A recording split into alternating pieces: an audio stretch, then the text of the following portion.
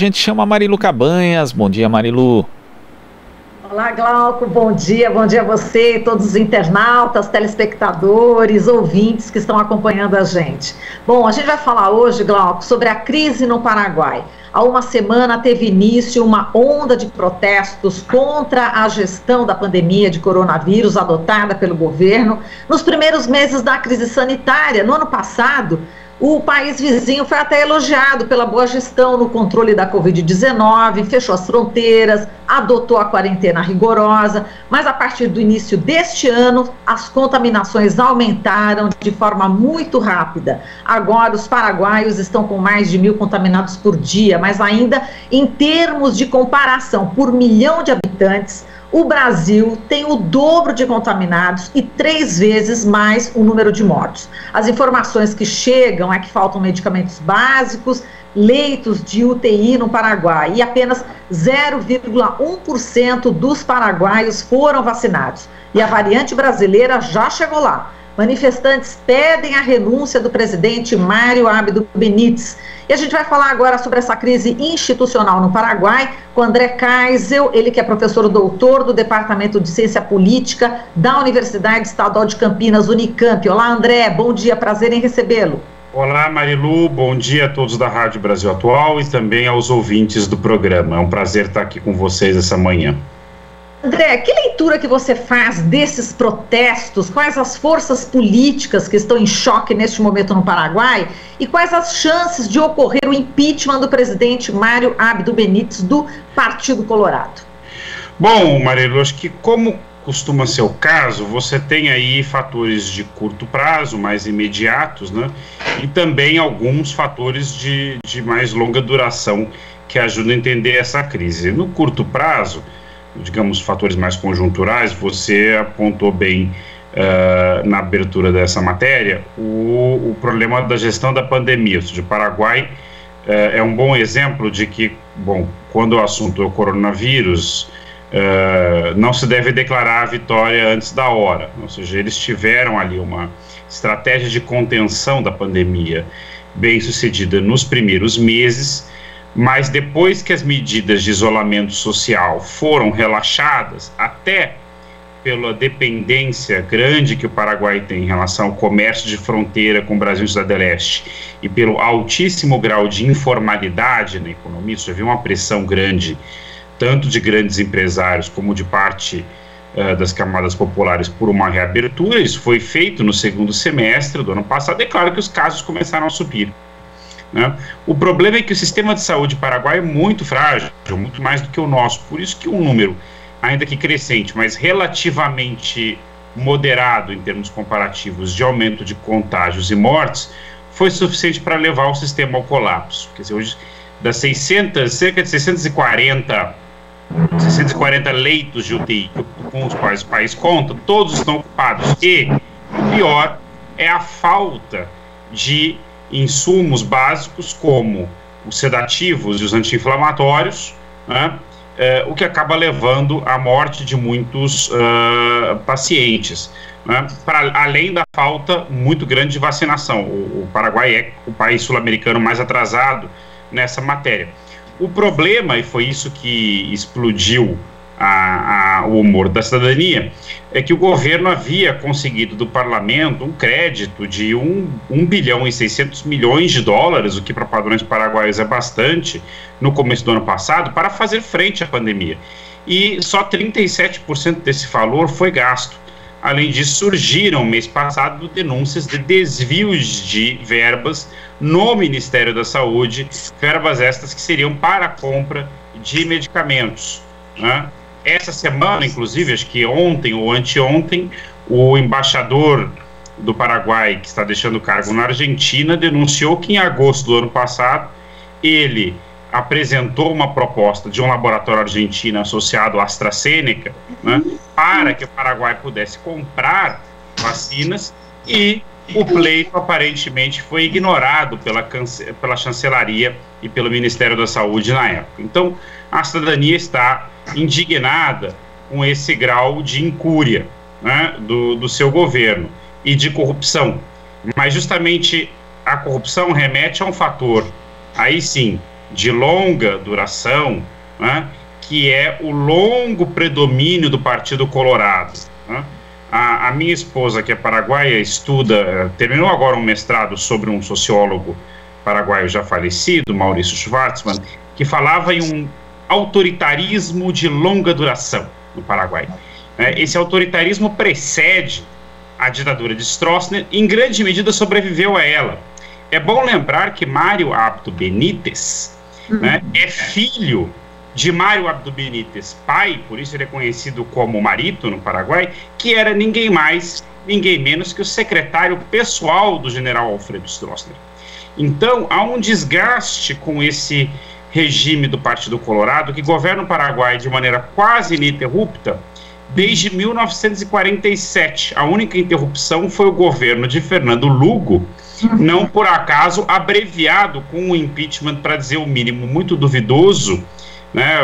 A literatura considera o primeiro golpe parlamentar dessa onda sul-americana recente, né?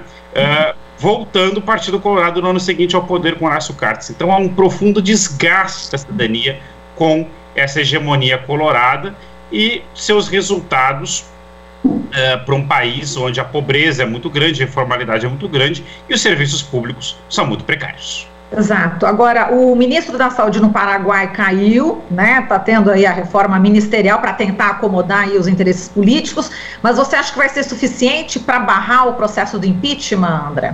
Então, essa é uma questão. Eu acho que, quer dizer, do ponto de vista da cidadania, as mudanças ministeriais que Mário Abdo Benítez promoveu não causaram grande impacto, ou seja, as pessoas que estão mobilizadas querem a sua renúncia sim ou sim, até porque, como comenta um radialista assunceno, Camilo Soares,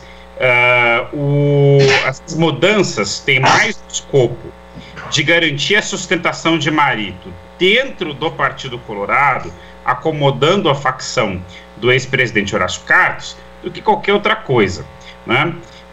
Então, o ministro da Educação, por exemplo, que foi substituído, o novo ministro é um grande empresário do setor privado de educação, também vinculado ao agronegócio, né, um sujeito muito conservador. A mesma coisa a nova ministra da Mulher, que diz que a mulher nasceu para ter filhos e coisas que o valem. Mas, sobre o impeachment, eu acho que justamente essas mudanças vão ajudar a salvar Mário Abdo Benítez, justamente porque acomodam melhor a fração cartista do coloradismo no poder, né, que vai passar a controlar ainda mais o governo e que, por sua vez, tem votos suficientes na Câmara de Deputados para impedir que o pedido de impeachment, que vai ser protocolado provavelmente no começo da semana pela oposição, né, pelo Partido Liberal Radical Autêntico e pelo Frente Iguaçu, não prospere.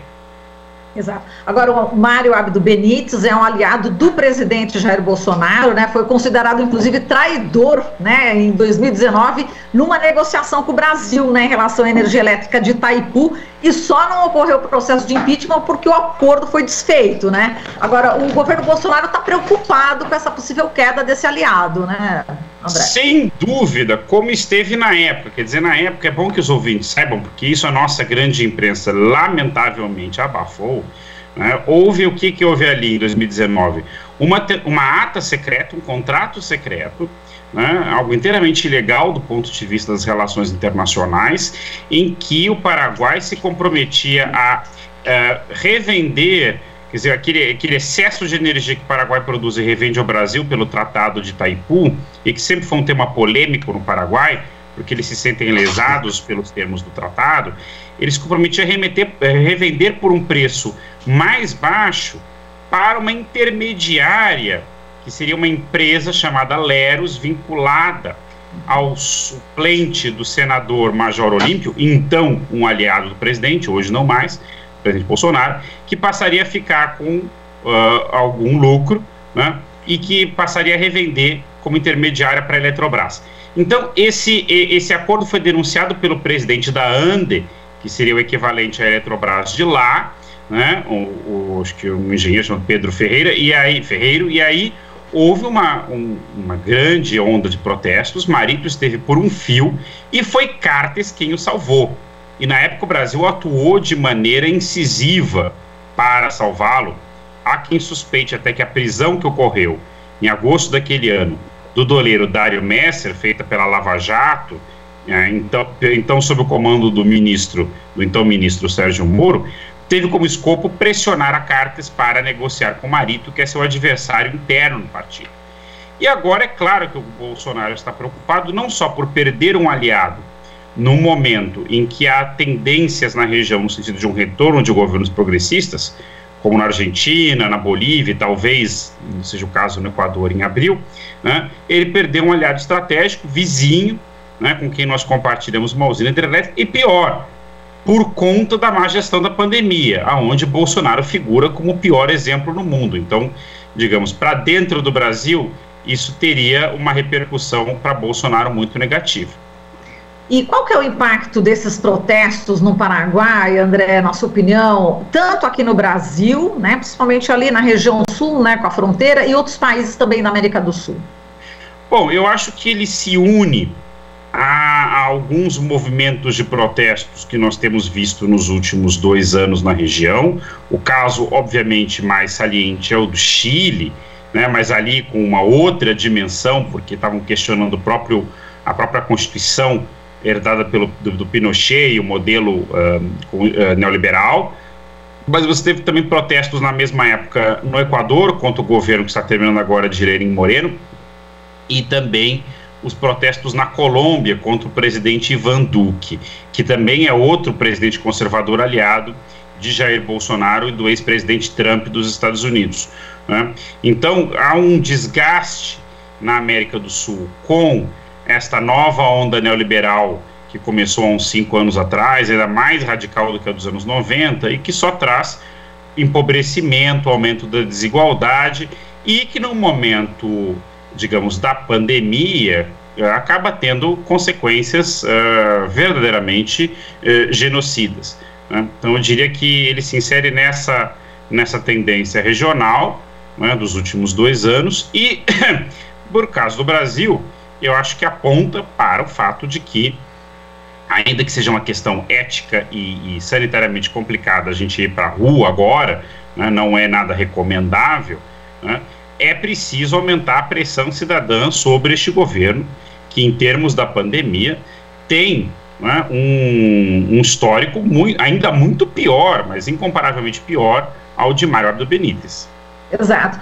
Agora, falando em América do Sul, aqui América Latina, eu vou repercutir com você uma fala, né, do ex-presidente Lula nessa coletiva que ele deu, né, nesse momento. Ele disse que ele não acredita, né, falando em relações internacionais, né, eu não acredito que um país possa encontrar soluções para seus problemas apenas dentro de sua fronteira.